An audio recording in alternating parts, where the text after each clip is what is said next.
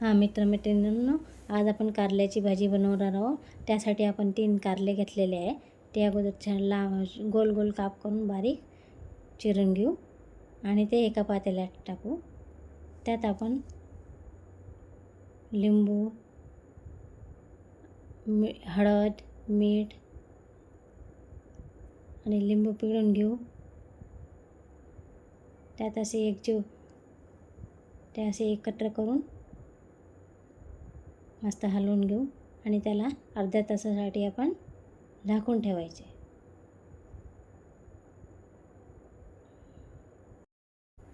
त्यासाठी आपल्याला चांगले शेंगदाणे खरपूस भाजून घ्यायचे. आपल्याला त्या शेंगदाण्याचं कूट टाकावं लागेल. आता आपल्याला भाजीसाठी लागणार आहेत 1-2 कांदे चिरून घेतलेले बारीक, लसूण, शेंगदाण्याचे कूट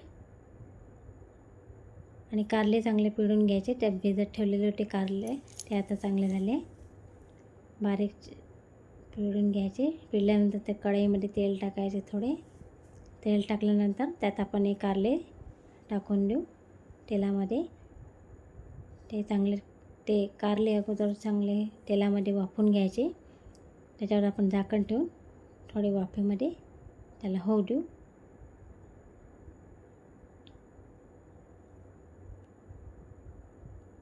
झाकण ठेवून त्याला 10 मिनटं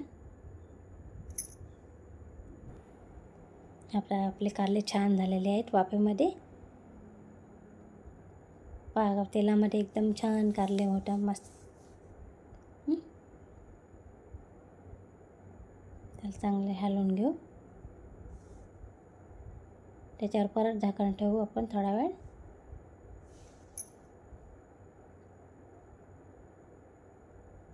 किती कारले छान झाले मस्त.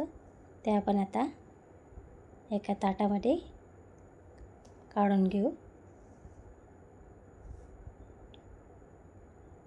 ताटामध्ये काढून घेऊ आपण. ते काढले की त्या कढईमध्येच आपल्याला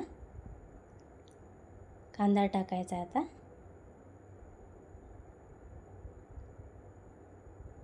तर कांदा टाकल्यानंतर त्याला चांगला परतून घ्यायचा. कांदा गुलाबी होईल तोपर्यंत. तो चांगला गुलाबी झाल्यानंतरच, नाहीतर कच्चा लागतो.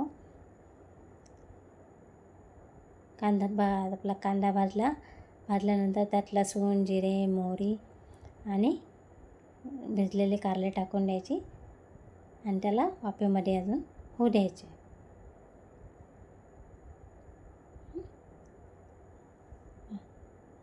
झाल्यानंतर कारले शिजले. आपले कारले छान शिजलेले आहे. त्याच्यानंतर त्याच्यावर थोडी लाल मिरची पावडर, मसाला, धने पावडर टाकायची. मस्त एकजीव करायचे. त्याला थोडं मीठ पण टाकून द्यायचं.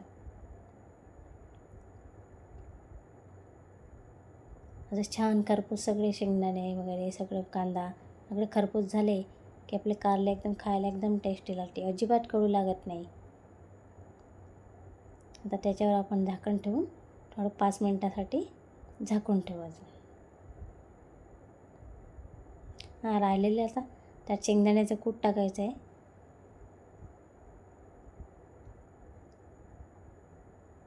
शेंगदाण्याचे कूट पण टाकून द्यायचं सगळं. त्याला मस्त एकजीव हलवून घ्यायचं.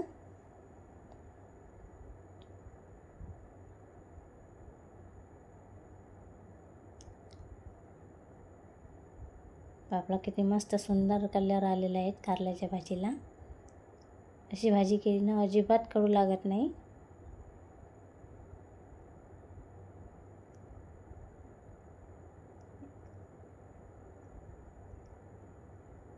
त्याला आपण 1 मिनिटासाठी झाकून ठेवू. कारल्याची भाजी आपली खाण्यासाठी तयार आहे.